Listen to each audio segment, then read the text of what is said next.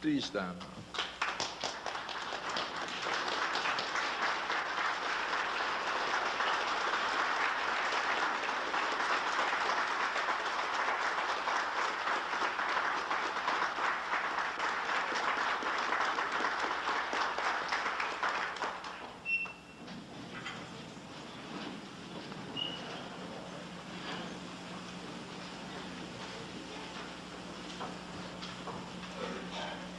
Most worshipful Grand Master, your officers past and present, and hopefully those for the future. This evening's lecture is rather significant and give me quite a lot of pleasure as well as displeasure having to give it. Why the pleasure is very understandable. Why the displeasure may be the problem. But the problem comes not from the persons receiving it, it comes from the manner in which they receive the information for what they have.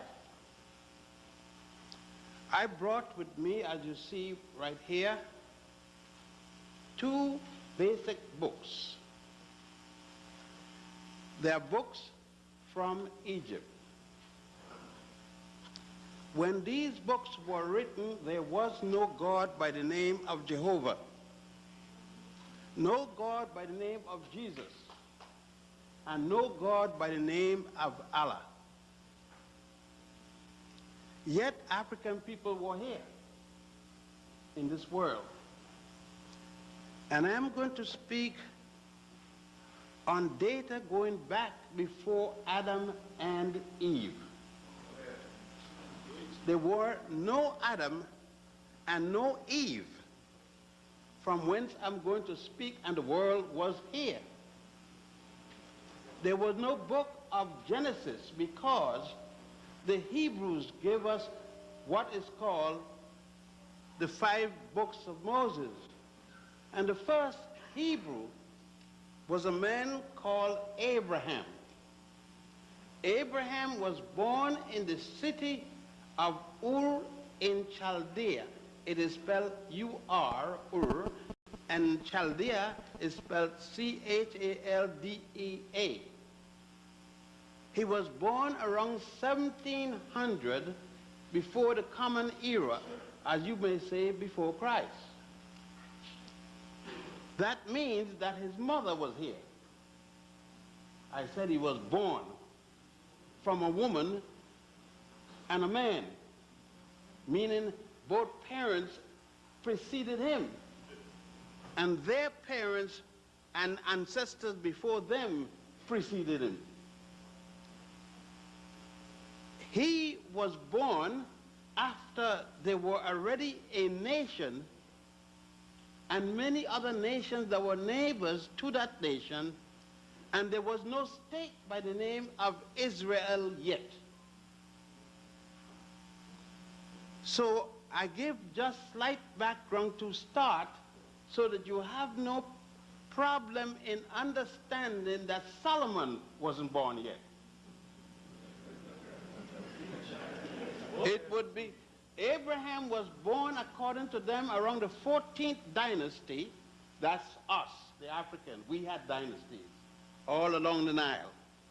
I don't know of an Asian dynasty nor the European dynasty, but I can assure you there were African dynasties. Thus, if we had dynasties, we had pharaohs. As a matter of fact, we had the first one. And we had them until the Asians came, while we were in our 14th dynasty, the first group of Asians to come to conquer any part in the continent we call today Africa. We had dynasties. In and around the first dynasty, we were still without an organization we today call Masonic, by whatever reason or meaning. And in the third dynasty, however, we started an organization to continue the building of structures in Egypt. And may I remind you that Egypt is the last nation built along the Nile, not the first, as some of us speak. The first nation built along the Nile started in Central East Africa. Today we call it Uganda. It was part of the Bokonga Kingdom. And I'm going back rather far because I'm going before the first dynasty, meaning I'm going before 4,100 years before the Christian era. Solomon, on the other hand, doesn't come in before 1000 BC, and that would be around the time when Greece came into existence. That means the first European nation. I hope you will take note of that fact. The first European nation in history is Greece and Rome. That is providing you want to accept that a wolf named Remus raised two people, and those people created a state. I mean, if all those kind of things we accept in the Harvard and places like that, and it's okay. But when I speak anything serious, it's difficult because they come from Africa. Now, these positions I'm laying down so that we have no difficulty when I start to deal more directly in what we call the Masonic literature.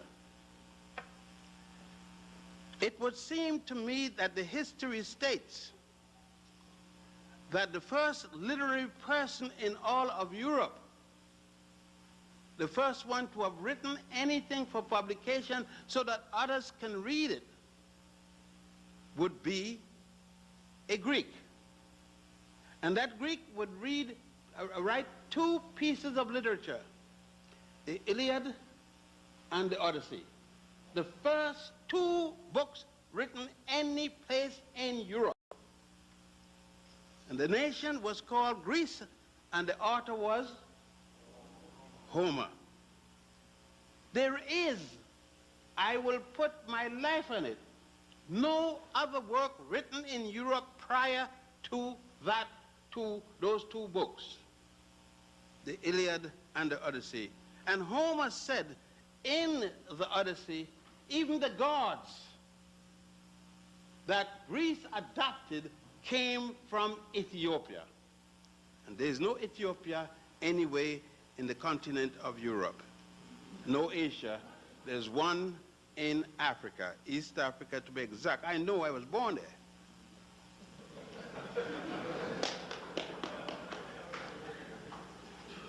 Now, that as it is, we need to move a little, but I just thought that it was necessary to establish this point. So we got two most important things in what I'm going to speak about tonight. I am not speaking tonight when I mention the name Solomon and the Masonic lodges or anything dealing with Masons, dealing with Asia or Africa or vice versa. I am dealing with Solomon as spoken about by England, not by Asia or by Africa. Let me make it clearer. A part of an island related to Europe, otherwise in ancient time called Anglo-land, which is today called England, with a combination of Ireland and Scotland. This land took upon itself, after finding some documents in Egypt, a part of Africa, Northeast Africa, did translate those documents for the purpose of their own. And out of that, using with what was developed as the Holy Grail in an attempt to conquer part of Asia and part of Northeast Africa, in that they continued on, adopted certain teachings, and did call that today what we know as the Masonic principles. Those principles were attributed to a condition dealing with one of the head of the Hebrew government, one man by the name of Solomon. The same Solomon, it is said, that had a relationship with the great queen of Ethiopia by the name of Makeda, which you commonly speak of here as the Queen of Sheba. But may I remind you, Sheba is in Asia. She was the queen of Aksum, because what is called today Ethiopia was then called Aksum. Ethiopia is a name given us by the Greeks, not by ourselves, as we have had many other names. So she was the queen of Aksum, but the empress of Saba. Let me make it clear again. When a queen has a land, she's the head of that land. When that land under her captures another king or another country, another land, she then becomes empress of the land she captured. And that's I need that qualification because it becomes very important in my discussions. There we have now, for the sake of time, we must make some things very clearly. Why did we need any kind of organization, whether it be from one or the next?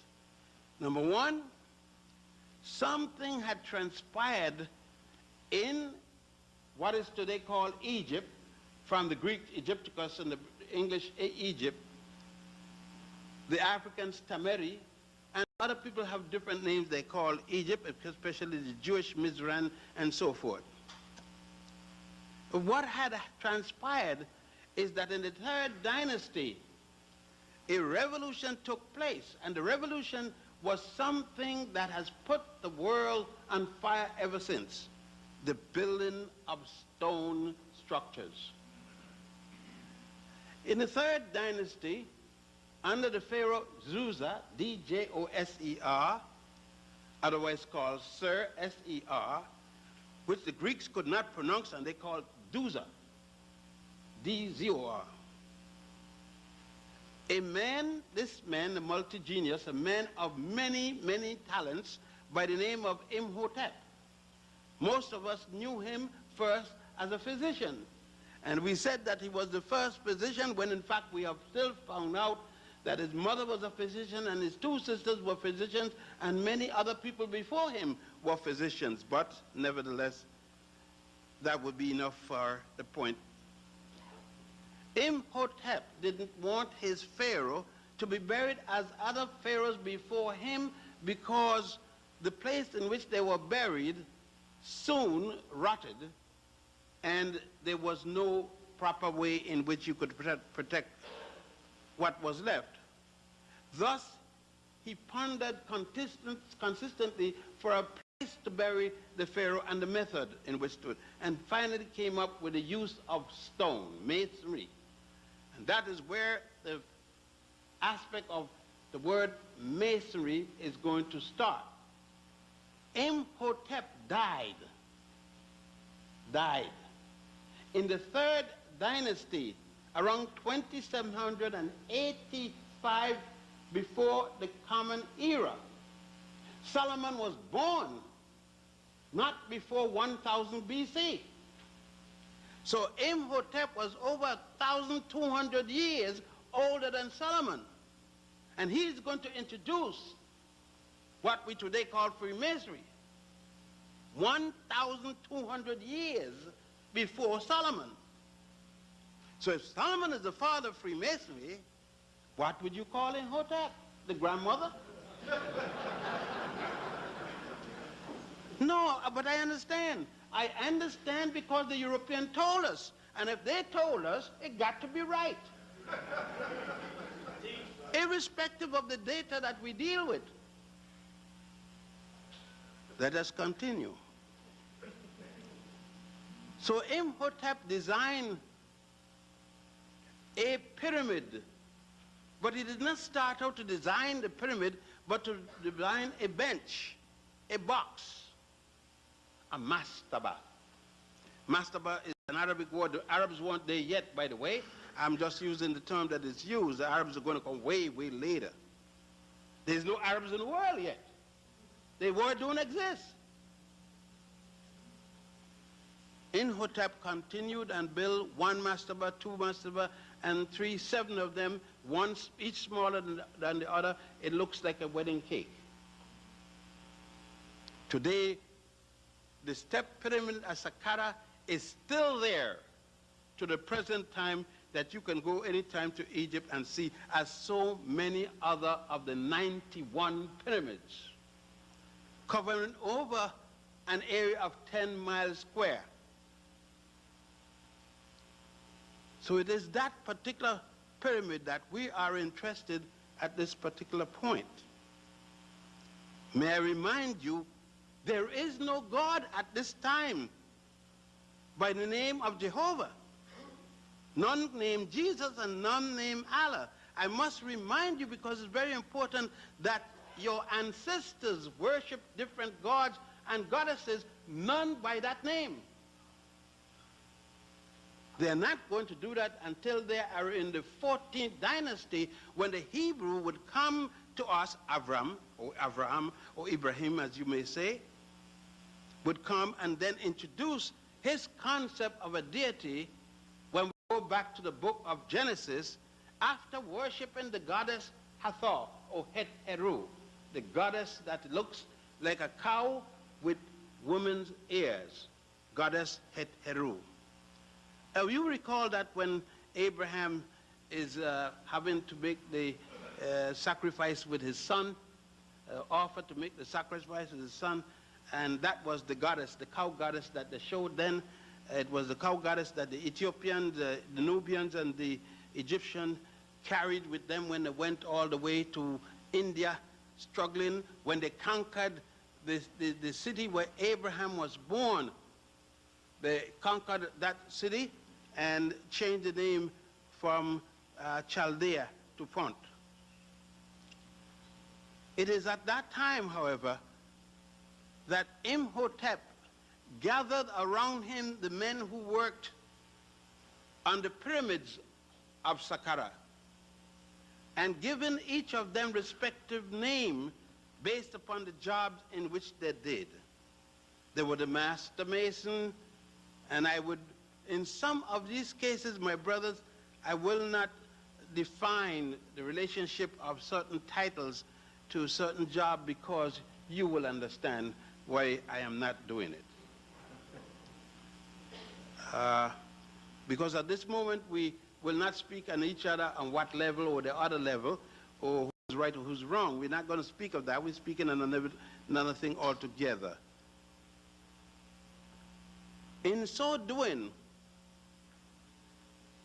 the brothers were placed, and certain symbols or tokens, as you may call them, were placed on the individual. Men were given a certain designation and responsibility which they had. But something was more important than that also. Since the ancient Egyptians, as I'm using the term you know, had to be reminded, as they reminded themselves, from whence they came. Any organization they had to relate back to the central position that they came from, the beginning of the Nile. That is why one of the major papyrus still states, we came from the beginning of the Nile, where God happy dwells, at the foothills of the mountain of the moon. Let us dissect this. We came from the beginning of the Nile. There are many places at the beginning of the Nile. The furthest point south will be in Uganda, the White Nile. By the way, since there is no Lake Victoria, they may have one in England, but they don't have anyone in Africa. So we will go back to the original name, Mwanja Nwanza. And we will call it that because that's what the African name it. The fact that they came from England and name it what they want don't mean we have to follow it. When they're gone, we go back to what is ours. So Mwanza Nyanza. And they said from the beginning of the Nile. But there is another part of the beginning of the Nile. It starts in Ethiopia, Lake Tana, and it's called the Blue Nile. The Blue Nile and the White Nile flowing down north, not down south. We're not here. We are in Africa, and north is the lowland, south is the highland, and it flows down north and merge, both rivers merge at a place called Khartoum in Sudan. A third body of water out of the Ethiopian highland, called the Atbara River, flows down north and merges with the two bodies of water that had merged already and formed just the plain Nile, which continues north into ancient Nubia, from there into ancient Egypt, through Egypt, and empties in the Great Sea, now called the Mediterranean. So in his description of where he came from, Ethiopians, Egyptians, Nubians, and others, he makes that very clear. But in making that clear, in all of the stations they made, and speaking about certain very important traditions of the trilogy, it was necessary to make those stations very clear. Thus, when some of you talk about going to take bones out of the earth at a certain place across the fence in Ethiopia, you must remember that the three men of the three names were not from Ethiopia, but had gone to Ethiopia to evade the behavior as some wrongful brothers.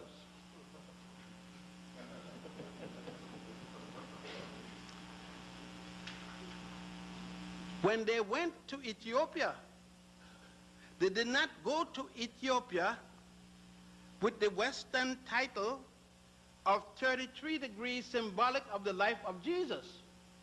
Now let's face it, where the 33 comes from. A circle is not made of 33 degrees. It is made of 360 degrees, and each quarter of the circle is 90. And you will have to go to Meroe to go to the second quarter. You see, at home we are not allowed to put an electric cord in the socket and then walk on the produce of that electric cord. We have to go to Meroe, a place called Meroe. And heaven knows it's hell to get to Meroe, because you're going there in a British Jeep, and there's no road. When you drive back 5 minutes, the track is gone, and you got to know I carry somebody who knows just where to go. Otherwise, you could be there driving around for a few days, or maybe forever. And you then go and you walk on the hot grass. And I'm saying hot grass to make you feel good, but there's no grass there. You're going to walk in the hot sun. And when you have walked enough, I've got elder men in here, when you've walked enough and are almost exhausted, then somebody sees one of the 44 pyramids in Sudan. Nobody tells us there's Sudan, right? When last did you hear there are pyramids in Sudan? Take my words, there are. I've been there a number of times, and I've needed the podiatrist when I return. But there is that hot sand in which you walk. There was no Solomon when they built the first pyramid. There was no Abraham, the first of the Hebrews. And I'm not saying that for joke. I was born in Hebrew religion, and I let it go. Because you cannot tell me lies and expect me to continue to lie because I'm a member of the group. it is incumbent upon me to change the lie, if it's possible, or get rid of it completely. Because the integrity of the African person is that of the deity. I said before that it's going to be difficult to give this lecture. It is difficult because I am speaking to a house of my people. And I understand the significance of the words I used. So I need to document a little further. I am quite respectful of the men, the honorable men, the man whose body and soul went on, his ka and his ba, went on to the next world, who laid down his life for me and others like me, when he took upon himself a rights passed on from the British Crown to him who had come from Barbados to Philadelphia, and then dealt with others, included Washington, who I have no respect for. You see, when a man exchanged any member of my family for molasses, for their being slaves, how can I respect them? You don't know if a European having respect for Hitler. Now, how should I have respect for a man that treats me like Hitler treats people? Unless you don't have any respect for me yourself. So I don't have any respect, but I'm talking about a man that you pay honor, most reverent honor, in this institution. I'm speaking at this brother in context for what he meant for me and others. I have read carefully his background both in war and outside of war, and his relationship in the United States of America, or what turned out to be the United States of America. Thus, I understand that man. I understand that he was trying to do the best. It put me in the mind of when the brother from the Virgin Islands came here, Dr.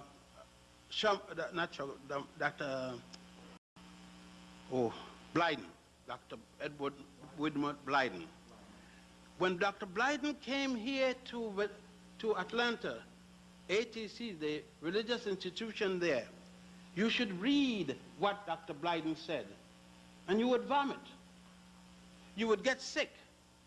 But you have to remember that Dr. Blyden had just come here from the United States, what was the Danish Virgin Islands, which later became the United States Virgin Islands, and he was repeating what he had been taught without any other experience. You read the same Dr. Blyden's work a number of years later when he had stopped being the president of the College of Liberia, and you see two different people completely. In the first case, you have seen a little slave with a slave mind. In the second case, you have seen the slave who had dropped his slavishness, become an African man, and spoke as an African man. It is Blyden is the one who had given us the term, what does the European have that the African woman have to take as a model for her beauty? The question, of course, was answered itself, and the answer was nothing. Back to the Masonic principle. It is in this context, then, that Imhotep laid down the value of the Masonic principles. Masonic principles. And the first principle he dealt with is the concept of the one and only deity. We talk about the one and only deity in Judaism, Christianity, and Islam, and there still is no one and only deity. We said the God above all other gods. For I am a jealous God. Akhenaten said, there is only one God, and his name is Aten. One said there's only one God. The other one said, I am above all the others. Judaism, Christianity, if I'm wrong, correct me. But we can't deal with it because it hasn't been endorsed by our European masters yet. Probably it will never be too late. Someday we will all recognize a God, because if I brought a picture of God here and try to put him in this hall, I may not be lucky because he may not be the right color based upon some that I've seen. But when Imhotep decided to inaugurate the first lodge, L-O-D-G-E, he made a distinction between the church or the synagogue, or we'll call it what, the house of worship. That would be the best thing to call it, so there'd be no difficulty. He made the distinction between that and the lodge. And when he adopted what they call the village lodge, the city lodge, the lower lodge, not the one attached to the pyramid, because that one was for the operation of the human body, to remove the intestines and other aspects, including the heart, soul, and to put them in the canopic jars. The placing of those things in the canopic jars was part of the Masonic order, part of the work in which a Mason had to perform. I asked you, gentlemen, do you perform this work? No. We don't any longer, because England, the English House and the Charter House said that we were not interested in the actual act. Up until the death of Selassie, to be a member of the Ethiopian inner house, those who were in the inner house had to perform this act as well as their ladies here, so as well as certain other things. I know you would bear with me understanding the circumstances under which I have to speak. But anyhow, those traditions in which were being established at that particular time were held and carried on. Different stations or different applications were used, and in them they then adjusted this book. What I have before me here is an original copy of the Book of the Dead and the Papyrus of N.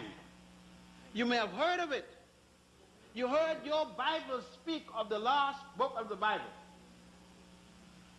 And you say, I brought it.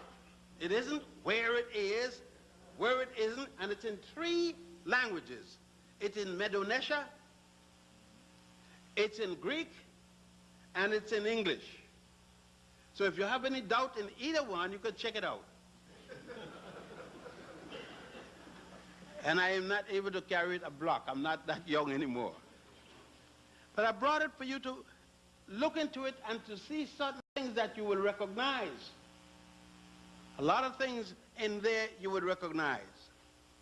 That is like when I went to a mosque one day and to a synagogue and so forth, the sister was testifying. And I was in suspense. A woman testifying? Where did she get a testis to testify?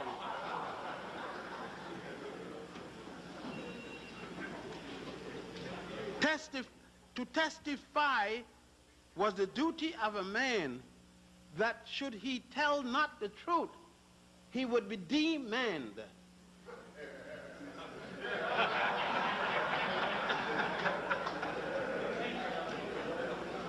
But then I realized that everything has become symbolic in the West. What we are doing is symbolism. Anybody knows. People aren't even afraid anymore to come to you on the end of a what, or come drawn, or anything like that. Because they already know nobody's going to be hurt. They will go and lay in the coffin next to you, because, as a matter of fact, nobody goes in the coffin with anybody these days. And it is said, it's read, but it's never carried out. Everything is symbolic. We have nothing, thank you, sir, that we use in realism. The words then, why is it that Solomon has been given the dubious responsibility of carrying this on his head 1,000 and odd years later, when this were already in its full strength? Because around Solomon, they could build, the most logical person for them to have carried the torch over and transfer it to Israel. But if you read the Ethiopian account of Makeda, the queen of Sheba, visit to Solomon, then you would understand that it could not have been, since in fact she went to Israel when Ethiopia was the strongest nation in the world. And she went with a delegation, gave him her body, and took what the little did have, took that away, plus a promise that when her son Makeda came older, Makeda's son come older, Abna Hakim the first, which you call Melanik the first, his name is Abna Hakim, that he will return to Israel, receive the ring, the golden ring, and return back to Ethiopia, and then he would return with the golden whatever. Now that is a mystery, because it isn't in Ethiopia and it isn't nowhere, but we know what is called in Egypt the golden box, for the confined one. See, when we take religion and use religion as an aggressor one to the other, we are bound to get the cut off, because then we don't speak to each other, we don't share with each other, and therefore information breaks off and we could pass anything. And that is what has happened to us during this period of time. So the Queen of Sheba returning with Yakba. When Yakba brought back the brothers with him, well, now they call us Falasha, but we call ourselves Beta Israel. When they brought back the fellows with them, and the Ethiopian Chronicles of the Kings, the Kebra Nagats, when the Kebra Nagats was adjusted to suit of recent time, then you could see what all that all stood for. From then on, it was necessary to use the European system of passing identification by paper, by templates, by different things to say what one is. From then, it was necessary to remove the heavy requirement from 7 degrees before you can go out and call yourself a man at 3 degrees. You had to come in at 7. I think the 3-letter men still do that. The odd fellows still use the 7 degrees. From then, you stop burying as you were born as a baby in the crouch position. Then you were buried straight out. From then, you did not do such things as we were talking about. The pass through the window, it was not necessary to do when the brother passed away. He was not compelled to pass him through the window, and these different kind acts of things. I think it was Churchward, Dr. Churchward, FPRS, in England, who wrote 8 different books on Freemasonry. And he placed down the different kinds of things that were changed to suit this kind of work. As you know that Churchward asked for acceptance in the lodge in Nubia and was turned down. They was told that outside of the African people, there weren't no way in which they could give him that kind of honor. Thank heavens they still maintain it. You see, when one looks at this, look what has happened. Remember that this remains strong. It remained the defender of certain things until the Roman Catholic wanted to thrust its muscle in Spain. And during the period of Inquisition, the Masons found themselves in a lot of difficulties with the Roman Church. Out of that, the superintendent of the order, as you know, the Jesuits are not members of the Roman Catholic Church. The Jesuits are members of the fighting arm that protects the church. The superintendent is the head of the Jesuits. And he had lived for many, many years in Spain until 25 years ago when he was carried to Rome to live, but not under, but in conjunction with the Roman Church. And at that time, the Jesuits started, but again, we must go back to the history. Here we are again. Molina, Louis Molina. Louis Molina, a man whose parents went to Spain from Mauritania, an African carrying the name of a Moor, was one of the strongest Jesuits, one of the first of the three that formed the Jesuit order. And he moved first against the Protestant and others. There were a number of other Jesuits, of course, from Mauritania and other places, but I needed to bring them up in your memory. The using of the seventh degree to bring a man into the entry, and that's as much as I can say about that right now, had not been carried away until much later. Of course, the three-letter men pick it up. That's the three circles. And they instituted it, whereas symbolically, many of us still maintain the three things. What becomes difficulty, however, is how does ourselves, as African brothers and sisters, communicate with each other in letters which we could understand, that the letters itself become ambiguous in that some is a 4-letter, some is a 3-letter, some is whatever the letters.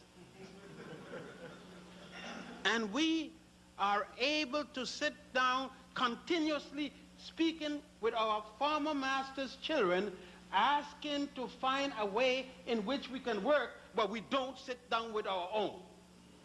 Now you explain it to me. Explain it that I can sit down with any European group and talk peace, talk in merger, but I can't sit down with one person looking like me and speak merger. Why? Years and years of induction as a slave. That mentality continues. And that means the world over, including at home in the motherland. Something must be wrong. Until that day when we can speak to each other. Like I told a man, he said to me, "What are you?" I said, "A man." He said, "No, what kind of a man?" I said, "A straight man." Because these days you can't tell a man from a woman. And they told me it's a matter of preference of sex. And I said, no, my sex don't go that bad. That it's a matter of, but I had to make, I said, when I'm in Barbados, I'm a Barbadian. When I'm in Jamaica, I'm a Jamaican. When I'm in Virginia, I'm a Virginian. When I'm in Ghana, I'm a Ghanaian. In other words, wherever there's a black person and I'm dealing with him, I am of that black person wherever he is. That's what I am at the particular moment. I am like the people I am among my people. And if we can ever think of ourselves in that terms, then we will have no problem understanding that we need to go back. If we're going to call ourselves any such name, and you could examine it when after the lecture and the question and answer period, and you will see things that will, unfortunately, it's all numbered, the books, and they have no more, and they said they're never going to reprint it. But I just wanted you before the question and answer period to deal with this. There is a greater extent to this lecture, and I know the sisters are going to feel a little disdain. But sisters, if I came to a lecture given by someone for you, discussing your relationship to something this important, I will understand that I am not female. And because I am not female, there will be certain things you're speaking about that I cannot get the intricacies, because I'm not a woman. And I don't feel let down at all. Believe you me, just as you got a door on your bathroom, and you say, I can come in at certain times and I can't come in the other time, and I'm your husband. Just so I got the same door on my bathroom, and I'm your husband, and you can't come in.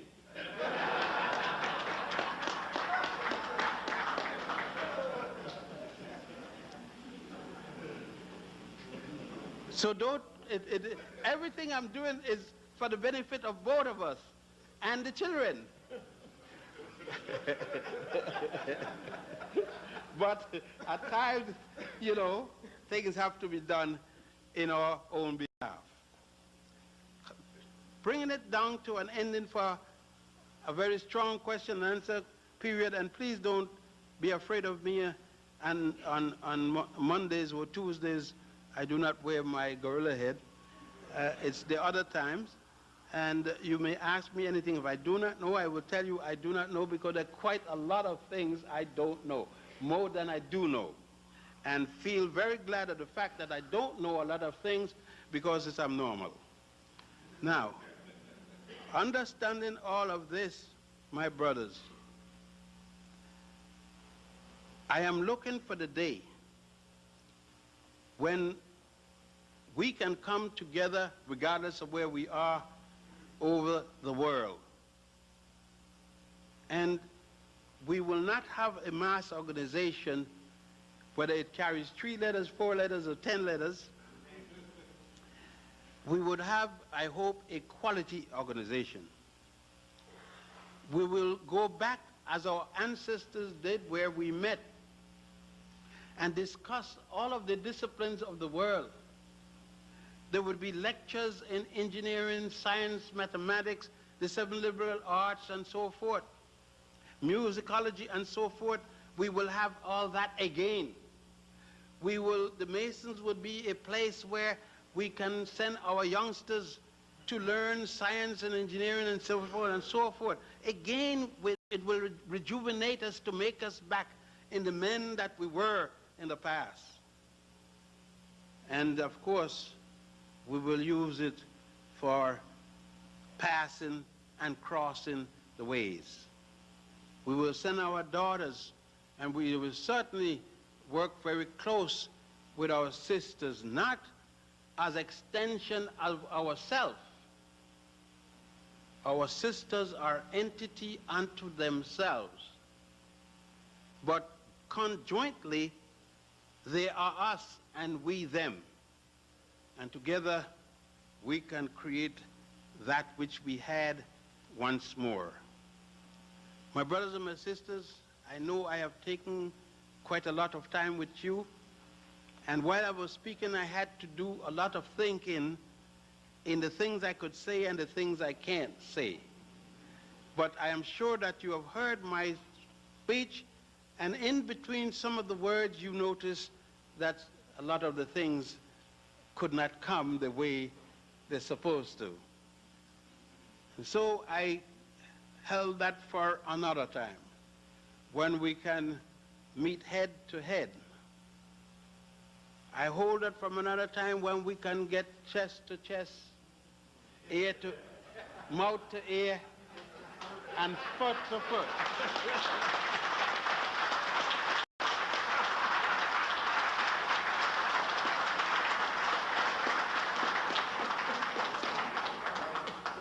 And then, my brothers, we are not could change this around.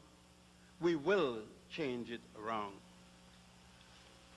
I never once, and I'm not much, only just 76, but I recall when my father was, I'm going to finish on this, when my father was 102 years old,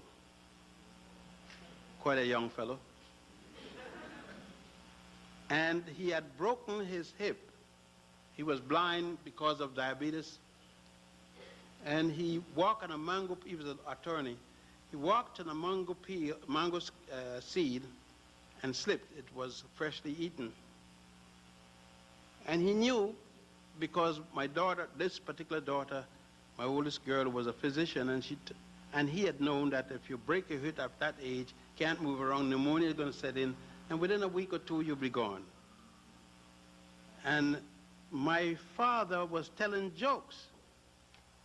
The doctor had told him to stop smoking, and he said, "For what?"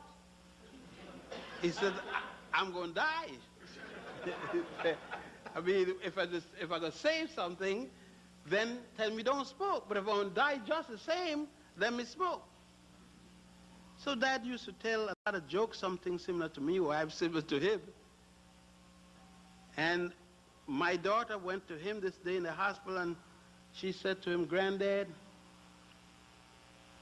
what were you trying to do while you broke your hip?" He says, "Well, darling, you know that I'm blind, and I was trying to catch my girlfriend."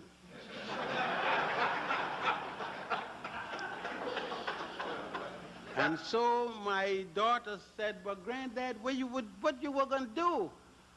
He said to her, "You are my grandchild, right?" He said, "Yeah." "And my son is your father, right? Now how you think you got here?"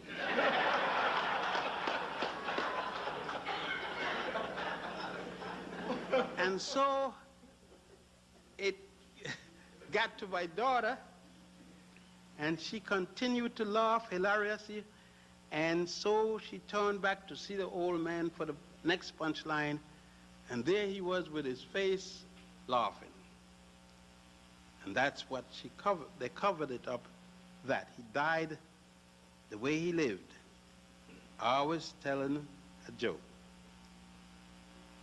I hope I don't die this way, but I hope I say to you, peace.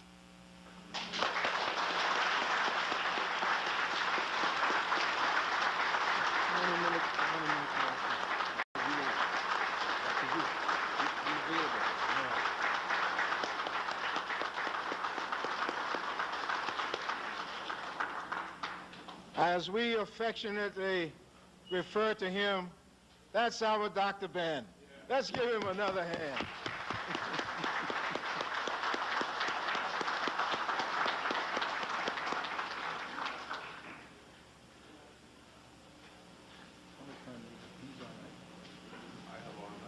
Okay. All right. You're first. Rainey, you have the, which mic you going to use? You don't have one? Okay. All right. At this time, Dr. Ben is going to honor us by permitting us to ask questions, and he will answer. And since the Grand Master is here, I most certainly have to yield and permit him to ask the first question. Grand Master. Thank you. Dr. Ben, I have one question which is broken into two parts. The first is, how old is Masonry, and where did it start? Masonry officially started in Egypt with Imhotep. It started when Imhotep completed the pyramid as Saqqara and also the worship temple in the valley. And that will put us to about 4,200 before the Common Era, 4,200 BC. It was approximately 3,200 years before the birth of Solomon.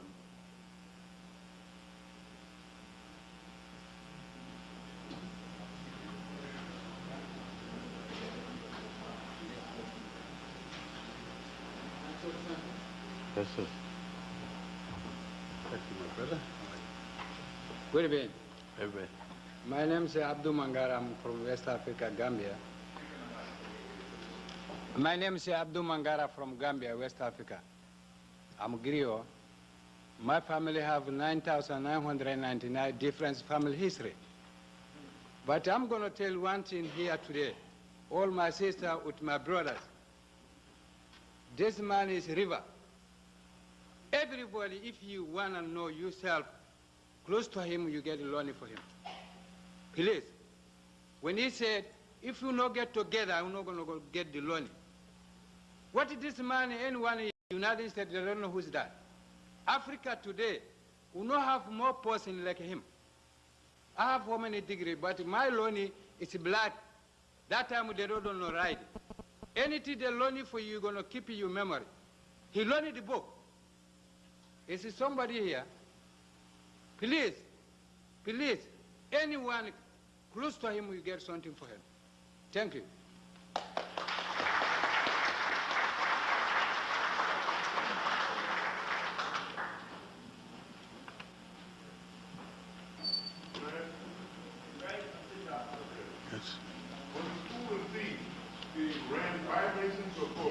I didn't hear. My question, good evening. Okay. My question to you is in regard to the Book of the Dead and how, if there are any texts that we can use now in following what our ancestors had laid out as a blueprint for us to follow today. And do you suggest Fudge as a good Translator? translation of that text? Yes, I think that Sir Edward Wallace Budge is the best translator in the English language that we would have in any of these ancient works. As you know, he was the director of the university of the museum in London until his death.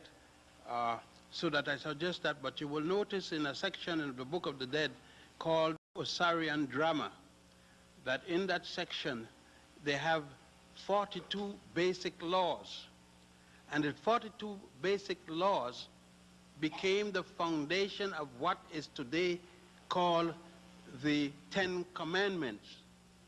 Every one of the 10 Commandments you can find in the 42 admonitions to Goddess Ma'at, plus the other 32 became the foundation upon which the ordinances are laid down. So that's the total 32. But nobody told us in school, whether it be in the church or whether it be in the day-to-day school, that the 10 Commandments has nothing at all to do with the Jews, that they copied it. The Christians copied it. The Muslims copied it, and then gave us warm over porridge, and we were going on all the time, begging that we had something new. But go right there, when it's over, and you see the 10 Commandments plus the 32 other works, which you thought had come from the Jews. Dr. Jochannan, I have a question. You had mentioned that Abraham was the first Hebrew. Yes, sir. Could you give us or elaborate on the word Jew? You never used the word Jew. No, well, I use that colloquially. Abraham was the first Hebrew. He was born from Terah. Terah was his father, and they didn't elaborate on his mother, and therefore he became a Hebrew while he was allegedly, and I always say, you see, when we're talking about Judaism in particular and many religions, and you're talking about the beginning of it, you get into mythology and allegory. Most of what is written there is not to believe word for word literally. It's allegorical, because when you're talking about Adam and Eve, I don't think you're going there to believe that Adam was a man, Eve was a woman, and therefore this. You know, you got to take that with a grain of salt, because who's going to prove it? Who's been there? You're talking about belief as against reality, and they're expecting you to, the writers, there's nobody to prove this. Your belief against mine, against the next person's belief. Now, using that, Judaism, or Yehuda, Y-E-H-U-D-A, is one of the tribes of the Hebrews. The English word for Yehuda is Judah. The colloquial expression for Judah is Jew. And that's how we get it. So the word Jew is one of the tribes of the Hebrew people. Yes, sir. It's been, I guess, 30 years. I'm from Rigo, White Man. We used to come up and see us. Yes, sir. And I was wondering if I could get the information to have you come back up, where we can get in touch with you, and come back. Because I consider myself a little more fortunate than most individuals here. Because we've had many times to set down and this is 1996. I'm going with this for 30 years. I miss you. I was really so if I could get your address and your... Sure, son, I'll be glad to. Just ask me, I'll give you a card. Yes, sir. What is the correlation between the Temple of Luxor and Freemasonry as we see it today? By Luxor is the current name for what was originally called Waset. W-A-apostrophe S-E-T, Waset. After Waset, when the Greeks came and eventually the students come and invaded the Egyptians in 332, the year 332, which was the 31st dynasty, and they came all the way down to what was Waset. Waset was being used up to until those time as it was the capital of the country, and it was equally the head of the Grand Lodge. And may I remind you that by 332, Waset was very old, to the point that it had been conquered by the Greeks. But in the days when it was, for instance, it was the capital of Akhenaten before he changed it and went to the city of where they did the special artwork. It's the tongue of Akhenaten, but there's a different name, and I'll catch it, remember it before I finish. And when he went there, it was the capital under which Akhenaten did much of his rule. It was where Ramesses II did most of his work relating to his activities in wars against different states. It was the council. When you come to Waset or Luxor, Luxor is called the city of thousands of windows.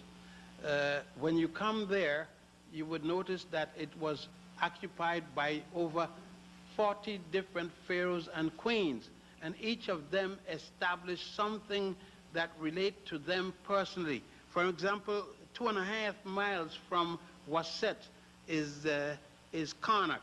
Karnak, you heard of temples. If you take St. Patrick's Cathedral downtown, you take St. John Divine up here on 110th Street, you take the Cathedral of Notre Dame, and you take the one in England, put them together, you could still run the Indy 500 around them. That's literally, you go there and you could go down for as far as you could see. You would see that that is the temple. Temples within the temple. And got its own swimming lake for the priests.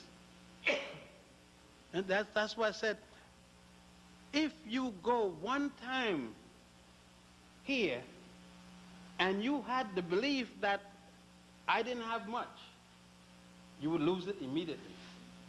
You would come back stepping on grass in the air.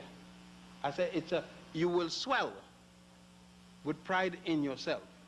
You would go and look at the Colosseum. You would look at, you know, I used to have one time, and I've been carrying trips since 1945, and I used to go to Italy and the capital outside of the capital of Greece, and then come to Athens, and then come to Egypt, just so they could see what happened. Just there so they could see how the European copied the African and then bring the people back. And now I figure it's a waste of time going there anyhow. So I say you could always buy a postcard and see it. Yes, sir. Next.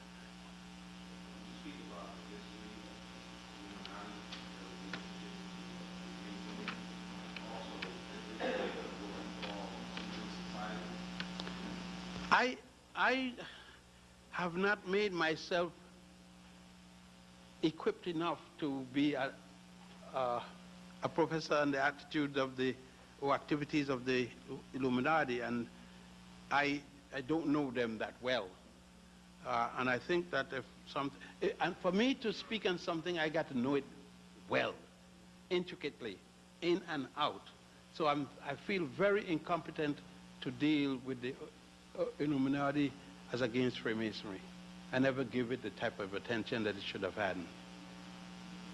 Yourself and then the next. Up there and then down here. Can you elaborate a little bit on Ramses II and the building of the Nile and part of the question? Jesus also with the masonry? Well, I don't know of Jesus with masonry. I take the last point first. Of course, they have imposed that because of the 30. You see, what Masons in many lands have done is to make it to suit everything. And it doesn't suit everything. And I don't see how somebody can bring it and showing Jesus as a Mason. I don't know. I thought that I've read enough about the Christian religion from different aspects of it in my comparative religion. I studied with it too, but there's no record of. And I want that to be careful that anybody could know what nobody can attach Christianity to Jesus, because it is thousands of years before there is the figure called Jesus. Now about Ramesses II, Ramesses II, the son of Seti I. Seti I was then the pharaoh at Luxor, what is called Luxor, Waset. When Ramesses got young and was the prince, he moved Ramesses to the temple at the world's first known Holy Land. You know, people talk about Holy Land. The Holy Land down at the temple of Seti I was the Holy Land of the world. There was no other Holy Land yet. There was no Jerusalem, there was no Bethlehem, and certainly there was no place in Arabia, Mecca. And there was this Holy Land. By the way, the Holy Land is closed now for repair. And it was there that Ramesses was introduced to his family tree, so to speak, the listing of the names by Seti I, his father. It was there that he was carried through to the throwing of the bull. I know the throwing of the bull may be something that some brothers are familiar, but I don't mean that kind. The Pharaoh had to throw the bull every 10 years, and his son was taught how to throw the bull. And it was there that as I said, the first, and we don't speak of it. We speak as if when we go into Bethlehem, as if when we go into Jerusalem, or when we go into Mecca, we're going to the Holy Land. But forget that there's a Holy Land still there in Africa thousands of years before those others existed. And that what we got as Holy Land, and I think, are copies from what the Africans did. The sad thing is that we belittle what we have done, and we adopt everything others have done. And that is the sad part, is that we forget what we have done for the benefit of what others have told us. The gentleman. Just for the sake of all of us, could you explain about the genius of the pyramids, the builders of pyramids, that they were just not cosmetic things, or they were just put up for the burial of kings, but they had other significance? We got problems. The one that I know that the ancient Egyptians, see, I'm one of the Egyptologists who, if I am going to put a theory, I tell you it's a theory in advance. I don't have any theory of my own about the pyramids. What the ancient has done is built pyramids for the king and for the queen from the 3rd dynasty until the 12th dynasty. The first pyramid was the one at Saqqara by Imhotep. The last one was of Amenemhat III down at the Fayum. Those will give us the 91 pyramids that were built by the ancients. In Egypt, of course, there are those that were built in Sudan, 44 of them. And they were all built for one purpose, to bury the king or queen. And there is no pyramid having 2 people in them. So Hollywood could go on with the nonsense about when the Pharaoh was dead, they killed the servants and put them in there with him. That's good for Hollywood, but it isn't good for reality. Yeah. Yes. Yes, sir.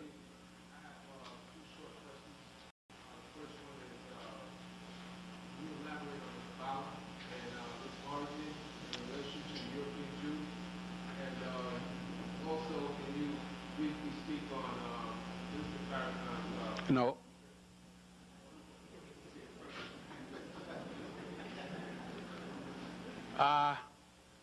The Kabbalah is the first religious document the Jews had. It preceded the 5 books of Moses. Because, you know, if we are talking about Moses, we got to be talking about, he supposedly had a fight with Ramesses II. And Ramesses II took over the throne of his father when his father died in 1291, and he succeeded until 1232, a period of 67 years on the throne. So we will have to take that, and there wasn't a single book by Moses. You know, I like this aspect of religion. We speak of the 5 books of Moses. Moses never wrote a word that we have. The 5 books of Moses is named for and in honor of Moses. But Moses was dead before the first word was written. It was published in 700 BC, and Moses disappeared. Nobody knows where he went in 1650. And most people believe that Moses wrote something. Yes. The gentleman.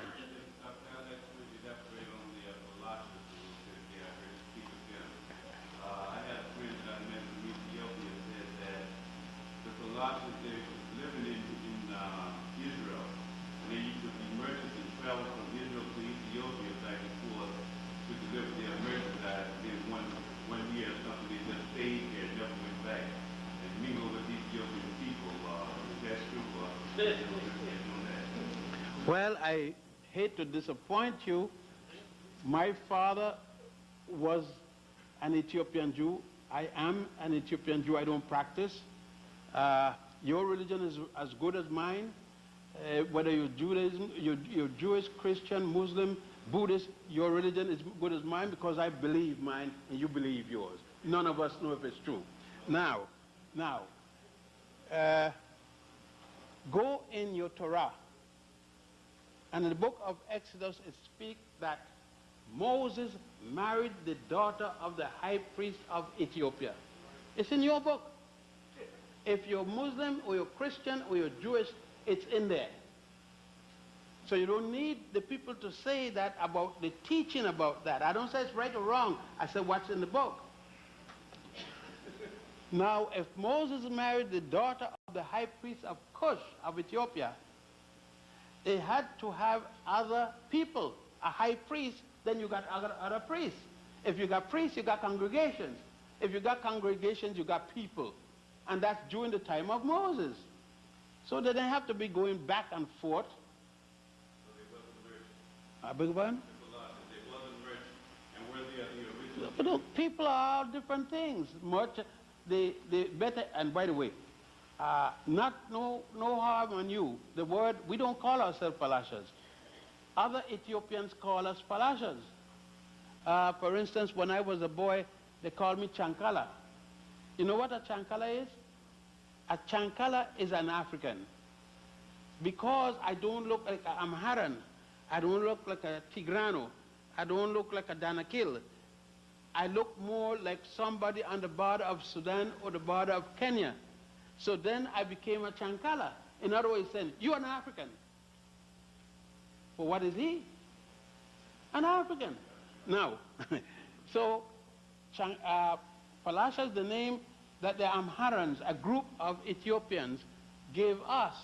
It means don't touch me, funny looking, foreigners. That's what we call ourselves. Better Israel. Some people call us Palasha. We don't call ourselves Palasha. Does that give you the original Jew now? No, it make me, when I used to practice, a Jew. Not original or not. Who knows about original one? They said Abraham was the first one, and everybody sprang from him.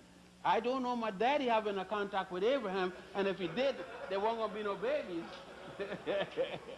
You see, all of us have a bad habit of trying to be, like people said, when you got anything here in Africa, about Africa, then you see a lot of people jump up and say, my mother and people were kings and queens. None of my family were kings and queens. They're talking about their family, not mine. My family was poor old Africans doing some work someplace. There were no kings and queens. And so you got one of the poor African fellas running around here, just plain old Joe.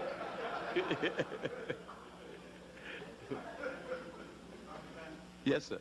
I understand that lately they so-called discovered pyramids in South America.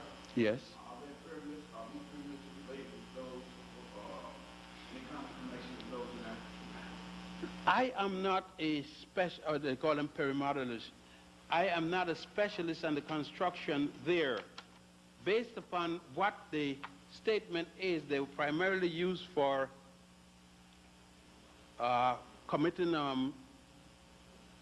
murder of, sacrifices and so forth. Not one of the African pyramids are used for the same purpose.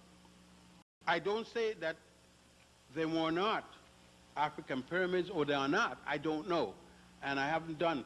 But Dr. Ivan Van Sertima, who is a specialist in that area, Leo Weiner from the Harvard University, Dascasas, and many others who are specialists from different university backgrounds in the area, speak of them of having a connection.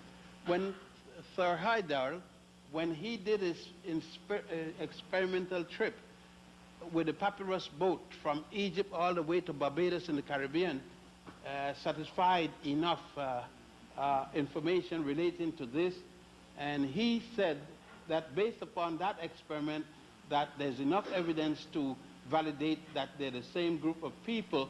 He showed the collection of coins in the Caribbean, and looking at the findings of Pigafetta. When Pigafetta was there in the early part of the quote-unquote experiments to the Americas, he validated them in his log of the ship. That's the best, but I personally am not, that's not my specialty, so I refer you to Dr. Van Sertimer. Yeah, good name, sir.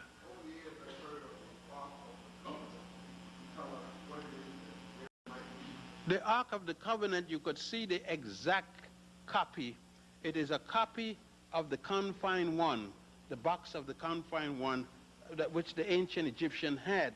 The Jews copied it in every detail and made one of their own, but nobody can tell you where the Ark of the Covenant is. They do have a confined one in the museum in Cairo, and that's kept, you can go there and view it, but it's kept very well in protection. They talk about one in Ethiopia, but nobody have ever seen it.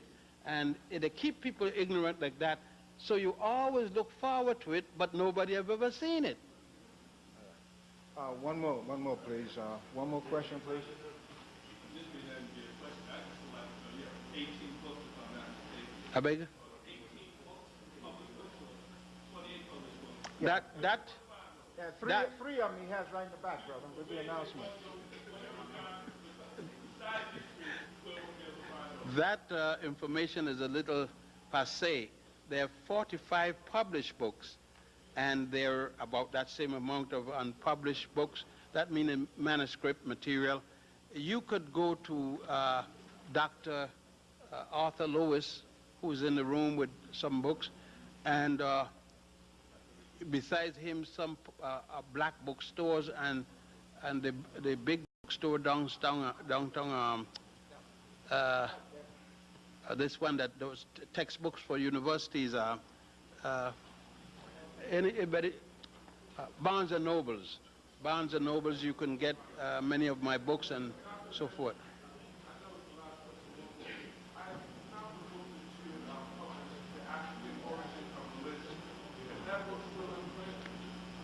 Yes, I think that book is still in print, and Dr. Lewis can have it. I think it is, he has gotten from the publisher about 200 new copies that were lurking around.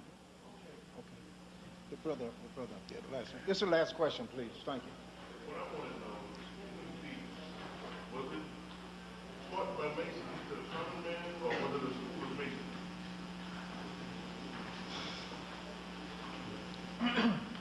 You know, Masons is a term that has been used quite frequently these days. But Masons were an unknown people in this respect. From man to man, you didn't know a Mason. A Mason didn't walk around the street and say, that's a Mason. Masons were people, that's what they call them secret, one secret, but they were people who did not advertise themselves. They didn't march in parades. They didn't carry signs. You know them by the way they live and the things they said. For instance, when I go home, I don't walk around with rings. When a person sees me and he wants to know, he comes up next to me, say what he has to say. If I want, I respond. If I don't want, I don't respond. Most of the time, I don't respond because I realize that in Egypt, most of us are underground, what you would call underground. We can come above ground according to what the government say, but we know from past experience, every time we come above ground, we have been glad to get back down underground. So only those of us who are known, for whatever the reason is, stay known. But the vast majority of us keep ourselves very much concealed, and we are known by our behavior and not by the high visibility.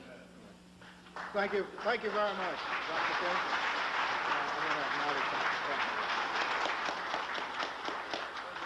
At this time, sisters and brothers, it gives us great pleasure.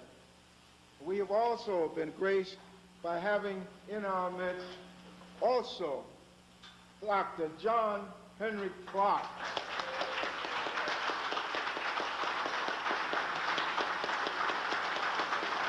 if he wants to say something or not. Doctor, I'd like you to stand up so we can get the video. He's going to say just one word. Oh, okay. They asked me to say one word, and at 81, I'm just glad to be alive. Thank you. You got the picture? Yeah.